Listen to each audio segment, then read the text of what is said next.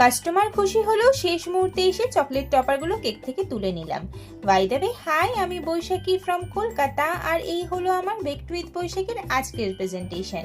এক মিষ্টি ক্লায়েন্ট তার বয়ফ্রেন্ডের বার্থডে উপলক্ষে একটি মিনি ভদকা থিম কেকের অর্ডার দিয়েছিল। কাস্টমারের পছন্দ মেনে আমি কেকটি সাজিয়ে তো ফেললাম, কিন্তু শেষ করার পর মনটা কেমন যেন খুঁতখুত করতে লাগলো। একজন পারফেকশনিস্ট বেকারের কাছে নিজের কাজ নিজের চোখে 100 ভাগ পারফেক্ট না লাগলে কি রাতে ঘুম আসে বলো?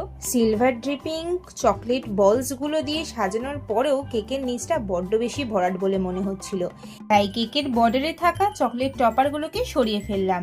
আবারও কেকের ক্ষত স্থানগুলোকে ভরাট করে চকলেটগুলো সুন্দর করে সাজিয়ে সিলভার স্প্রিঙ্কলস দিয়ে কেকটাকে সাজিয়ে তুললাম। আর কেকের ফাইনাল লুকটা দেখার পরে আমার নিজেরই জাস্ট চোখটা জুড়িয়ে গেল।